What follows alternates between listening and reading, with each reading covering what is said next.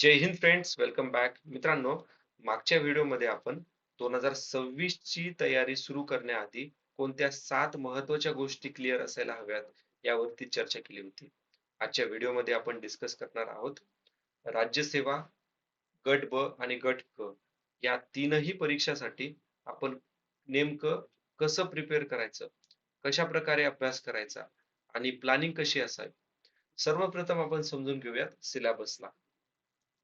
कारण सिलेबस जर क्लिअर नसेल तर किती पण मेहनत घेतली तरी डायरेक्शन सुटते. सर्वात महत्वाची गोष्ट समजून घ्या. राज्यसेवा हा पूर्ण सिलेबस आहे. गट ब आणि गट क त्याच सिलेबस मधून येतात. ह्या तिन्ही पण पेपर साठी विषय तेच आहेत. फरक फक्त प्रश्नाच्या डेप्थ मध्ये असतो. आता हे जे 7 सब्जेक्ट आहेत, या 7 सब्जेक्टला आपण अरेंज करायचं. तर हे तुम्ही 7 पेपर घेणार. 7 पेपर वरती प्रत्येक सब्जेक्टचं नाव लिहायचं. ठीक आहे. आता लेट सपोज आपण राज्यशास्त्र लिहिलेलं आहे. राज्यशास्त्राचा पूर्ण सिलेबस तुम्हाला इथं लिहायचा आहे. आता तुम्ही सिलेबस लिहिला. त्याच्यातला एक पहिला टॉपिक लेट सपोज राष्ट्रपती. हा टॉपिक तुम्ही तुमच्या नोट्स मधनं वाचला किंवा तुमच्या बुक्स मधनं वाचला किंवा आपल्या आपल्या जी फ्री सिरीज आहे ना आपली, त्या सिरीज मधून तुम्ही कव्हर केला. तर जे पण मुद्दे तुम्हाला समजले नाहीत ना, तुम्हाला इथं मेन्शन करायचे. ठीक आहे. तुम्ही मेन्शन केले. ज्यावेळेस तुम्ही राष्ट्रपती ह्या टॉपिक वरती रिव्हिजन करतात, तर तुम्हाला पहिल्यांदा हे टफ गेलेले मुद्दे वाचायचे. ठीक आहे. आता तुम्ही अभ्यास कसा करणार? बघा, सगळ्यात मोठं कोणता पण पेपर जर तुम्हाला काढायचा असेल, तर सगळ्यात महत्त्वाचं आहे म्हणजे रिव्हिजन. ठीक आहे. तुम्ही किती वेळेस रिव्हिजन करतात हे मॅटर करतं. आता एक एक्झाम्पल म्हणून सांगतो. तुम्ही एक सब्जेक्ट घेतला. Let's suppose science. कारण की खूप जण म्हणतात सर सायन्स लय अवघड जातं. पहिल्यांदा सायन्स वाचताल तर तुम्हाला थोडंसं थोडंसं समजेल. ठीक आहे. एक 10% समजेल. दुसऱ्यांदा वाचताल तुम्हाला 15% समजेल. तिसऱ्यांदा वाचताल तुम्हाला 30% समजेल. चौथ्यांदा वाचताल तुम्हाला 35% समजेल. पाचव्यांदा वाचताना तुम्हाला 60% समजेल. जसं-जसं तुमचं रिव्हिजन वाढेल ना, तसं-तसं तुम्हाला तुमचा जो पण कन्सेप्ट आहेत ना, तो चांगल्या पद्धतीने समजायला चालू होतो. ठीक आहे. तर सांगायचा उद्देश एकच आहे. रिव्हिजन सायकल फॉलो करायची. 7 सब्जेक्टसाठी हे 7 पेपर बनवायचे. आता हे पेपर का बनवायचे ते पण सांगतो ना. आता तुम्ही पेपर बनवला. ठीक आहे. आता हे राज्यशास्त्राचं बघूयात आपण. राज्यशास्त्राचं बघितलं, तुम्ही पेपर बनविला. तुम्हाला काय होईल? तुम्हाला लक्षात येऊन जाईल, की यार राज्यशास्त्रामधला हा पर्टिक्युलर टॉपिक मला थोडासा टफ गेलेला आहे. मला तो टॉपिक करावा लागणार आहे. म्हणजे तुमचा एक माइंड मॅप बनून जातो याच्यामध्ये. ठीक आहे. तुम्हाला काय करायचंय, तुम्ही कुठे कमी पडतात, हे तुम्हाला हे पेपर सांगणार आहे. आता आपल्या फ्री रिव्हिजन सीरीज मध्ये आपण कशी एक्झिक्यूट करणार आहोत आपली सीरीज. तर ही सीरीज सब्जेक्ट वाईज सुरुवात होणार आहे.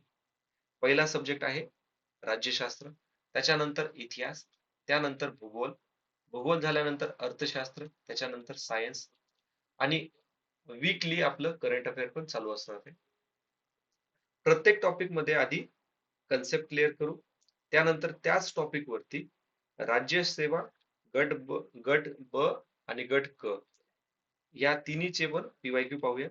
त्याची प्रॅक्टिस करूयात. अशा पद्धतीने एक एक सब्जेक्ट कव्हर करून संपूर्ण सिलेबस आपण कव्हर करूया. ठीक आहे. आता प्रत्येक सब्जेक्ट साठी आपण वीकली प्रॅक्टिस पण असेल. सिलेबस पूर्ण झाल्यावरती पीवायक्यू आधारित एमसीक्यू प्रॅक्टिस करूयात आणि पीवायक्यू पेपर पण टाइम लावून आपण सॉल्व्ह करूयात. ठीक आहे. आता राज्यसेवेचा पेपर केव्हा आहे? 31 मे 2026 ला. 31 मे 2026च्या 20 दिवसाआधी आपण पूर्ण फोकस करणार आहोत राज्यसेवेवरती. राज्यसेवा झाल्यानंतर आपला ग्रुप बी चा आणि ग्रुप बी चा पेपर झाल्यानंतर ग्रुप सी चा. ठीक आहे. आता शेवटी एक गोष्ट प्रामाणिकपणे सांगतो. अनेक जण विचारतात, खूप जणांना प्रश्न पण पडेल, की हे फ्री मध्ये का सांगायलेत? कारण रियालिटी अशी आहे, की अनेक विद्यार्थ्यांना मोठ्या कोचिंग फीसेस परवडत नाही. अनेकांना रेंट देऊन शहरात येणं शक्य नसतं. घरची जबाबदारी असते, आर्थिक अडचणी असतात आणि इतर खूप सारे प्रॉब्लेम पण असतात. ठीक आहे. त्यामुळे काय होतं, ज्या मुलांचं स्वप्न आहे काहीतरी करायचं, ते त्या स्वप्नापासून दूर जातात. मी बघा खूप सारे एक्झाम्स काढलेले आहेत. ठीक आहे. पण मला पोस्ट नाही मिळाली, ती गोष्ट एक वेगळी आहे. टू बी ऑनेस्टली फ्रँकली सांगतोय मी. कारण की तुम्ही कोणाकडून शिकून घेतात त्याच्याबद्दल पण तुम्हाला खरंच माहिती पाहिजे की यार हे कोणतरी आलंय शिकवायला लागलाय. तसं नाहीये. मी एक्झाम काढलेल्या आहेत. आता माझं स्वतःचं स्टार्टअप आहे. पण मला शिकवायला आवडतं. Teaching is my passion. आणि मला एक असं वाटतं की युथ जे आहेत ना, youth are the backbone of our country. आणि एज्युकेशन हीच देशाला महान बनवण्याची खरी ताकद आहे. म्हणून ही फ्री सिरीज माझा एक प्रामाणिक प्रयत्न आहे. मला आशा आहे की हा प्रयत्न तुम्हाला उपयोगी पडेल आणि तुमच्या तयारीला थोडी तरी मदत करेल. ठीक आहे. जर तुम्हाला ह्या सीरीज मध्ये काही आयडिया सुचवायचा असेल तर मला प्लीज कमेंट मध्ये मेन्शन करा.